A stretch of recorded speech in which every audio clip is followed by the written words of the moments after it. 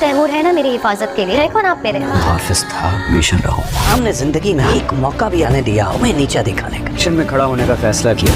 नीचा दिखाना चाहता है। हम वापस कराची जा रहे हैं, मतलब मैं और मानूर। हेलो फ्रेंड्स, महानूर ने बहुत मुश्किल से ख़ुद को संभाला हुआ था। वो शहराम से अब भी मोहब्बत करती है, मगर वो शहराम पर ज़ाहिर नहीं करना चाहती थी। इसलिए वो कोशिश कर रही थी कि वो शहराम से दूर ही रहे, क्योंकि अब इसकी मंगनी तैमूर से हो चुकी है और वो नहीं चाहती कि तैमूर के दिल में शहराम को लेकर कोई गलत फहमी पैदा हो। अब जब इसने फ़ैसला कर ही लिया था कि वो तैमूर से शादी करेगी, तो वो इस रिश्ते को निभाने की पूरी कोशिश कर रही थी। वो अपने वालिदैन को किसी भी शर्मिंदगी से दो चार नहीं होने देगी, मगर इस सब के बावजूद वो अंदर से बिल्कुल भी खुश नहीं थी। मगर इसके इस फैसले से शहराम तो बिल्कुल बुझ कर रह गया था, क्योंकि महानूर इसकी मोहब्बत को महसूस ही नहीं करना चाहती थी। वो जानता था कि महानूर एक बाशऊर और समझदार लड़की है। अगर इसने तैमूर से शादी का फैसला किया है तो ज़रूर इसमें कोई मसलिहत होगी, मगर वो इस दिल का क्या करता जो हर वक्त सिर्फ महानूर को ही याद करता है, और मोहब्बत के साथ इसके दिल में महानूर के लिए एहतराम भी है। इसीलिए जब कबीर महानूर से बदतमीज़ी कर रहा था तो उसे बिल्कुल भी बर्दाश्त नहीं हुआ था। इसने कबीर की खूब पिटाई की थी, और ये सब तैमूर ने भी देखा था, और इसे शहराम का इस तरह महानूर के लिए गुस्सा होना कुछ समझ नहीं आया था। और ये देखकर महानूर को शहराम पर गुस्सा आएगा कि इसे इस तरह नहीं करना चाहिए था, क्योंकि इसका शहराम से ऐसा कोई ताल्लुक़ नहीं रहा था। अब इसकी मंगनी तैमूर से हो चुकी है, इस नाते से वो तैमूर की जिम्मेदारी है, इसलिए वो शहराम पर नाराज़ होगी कि इन्हें इतना बड़ा तमाशा खड़ा करने की क्या ज़रूरत थी। अब इसकी हिफाजत के लिए तैमूर मौजूद है, तो फिर उन्होंने किस हक़ से ये सब तमाशा किया, वो इसका क्या लगता है। और शहराम को महानूर की इस बात से बहुत दुख पहुँचेगा कि भले ही इसका रिश्ता महानूर से कुछ नहीं है, मगर वो दिल से इसका एहतराम करता है, और इसीलिए वो महानूर को जवाब देगा कि इसका रिश्ता इसके साथ कुछ हो ना हो, लेकिन वो खुद को इसका मुहाफिज समझता है और हमेशा इसकी हिफाजत करता रहेगा। इधर किश्वर बेगम को अपना जुर्म सुकून से सोने नहीं दे रहा था, और शहराम इन्हें जिस तरह की बातें सुना रहा है वो इससे बहुत डर गई थी, और अब वो पूरी कोशिश कर रही थी कि तबरेज़ को शहराम के मुकाबले में ज़्यादा अहमियत मिले। इसीलिए तो उन्होंने तबरेज़ का रिश्ता जमाल साहब की बेटी से किया था, ताकि वो ये साबित कर सकें कि शहराम से ज़्यादा तबरेज़ ही मुराद शाह की विरासत का हकदार है। मगर तबरेज़ इनकी किसी बात को सीरियस नहीं ले रहा था, बल्कि उल्टा वो इनसे छुप कर गुलज़ेब से निकाह करने वाला था, जिससे किश्वर बेगम के सारे इरादे खाक में मिलने वाले थे।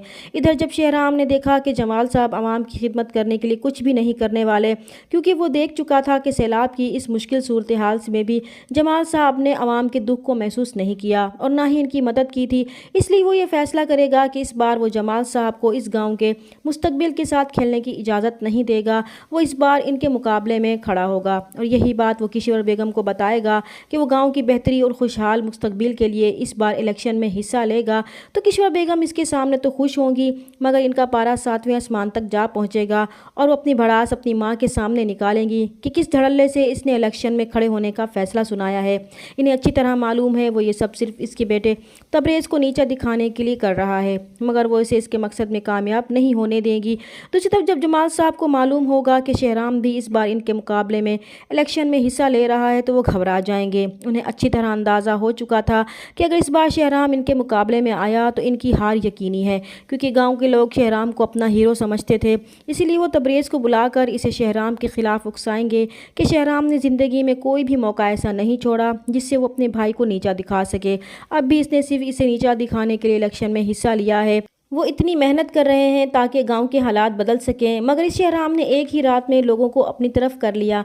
इसलिए अब इसे भी अपने भाई के ख़िलाफ़ डट कर खड़ा होना होगा, ताकि वो ये दिखा सके कि मुराद शाह की गद्दी का असल वारिस इनका बेटा तबरेज़ है। अब शहराम ने फैक्ट्री में भी दिलचस्पी लेने के साथ साथ फैक्ट्री वर्कर्स के मसाइल को हल करना शुरू कर दिया था। तब इसे ये मालूम होगा कि तबरेज़ आजकल कुछ और ही चक्रों में पड़ा हुआ है, तभी फैक्ट्री का ये हाल हो चुका है।